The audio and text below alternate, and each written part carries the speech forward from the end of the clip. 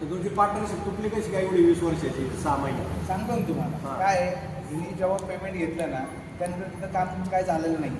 आणि दुसरी गोष्ट आहे ना, आज रोजी परत 5 कोटी घेत होता 5% 25 लाख रुपये. हे माझ्या बुद्धीला पटत नव्हतं. त्यामुळे वादविवाद झाले. त्यामुळे पार्टनरशिप हे होती आणि मला याच्याबरोबर आता इकडं ॲक्टिव्हिटीज करायच्या नाही. एकतर दुसरा बिल्डर आणून किंवा एनी डिसिजन घेऊन ह्यानी जरी केलं तरी मला हरकत नाही.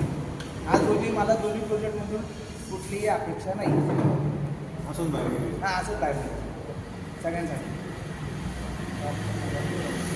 पण असं बाहेर निघायचे, पण तुमची जबाबदारी काय आता एवढ्या लोकांना? ऐका ना, माझी जबाबदारी काय तुम्हाला सांगू का? 2 महिने झाले मी ना त्यामुळे कुठले पैसे उचलून दिले नाही. मला जेव्हा काय एवढा एवढा आकडा आहे, एवढ्या गोष्टी आहे, त्यामुळे मी तिथं थांबलो. मी म्हटलं नाही, अजून परत आहे ना, परत अजून ॲडिशनल वाढवा. आता बघा प्रत्येकाची मेंटॅलिटी वेगळी असते. आता ह्याच्या मेंटॅलिटीनुसार हा बरोबर असेल, त्यामुळं भले त्याला पुढे जाऊन द्या, मला काही त्याचं येत नाही आहे. आपल्याला आउटपुट महत्त्वाचं आहे. सगळे लोक व्यवस्थित बाहेर पडणं महत्त्वाचं आहे.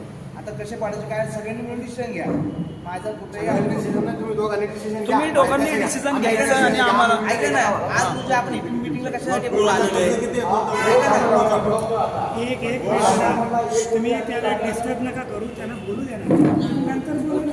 खर्च किती आहे तुमच्या दोन्ही याच्यावरती स्कीम होती?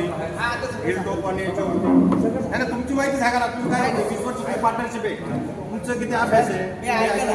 तुम्ही आमच्याकडून पैसे घेतले का? 2 मिनिटं ऐका ना. अहो माझं 2 मिनिटं ऐका राव.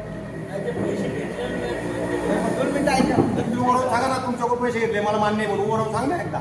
आम्ही पैसे दिलेत ना तुम्हाला सगळ्या लोकांनी. तुमच्या सगळ्याकडून मी पैसे घेतले मान्य आहे मला. हा बस काही विचारायचं असेल तर आता विचारा त्यांना, पांड्यांना कोणाला नाही तर मग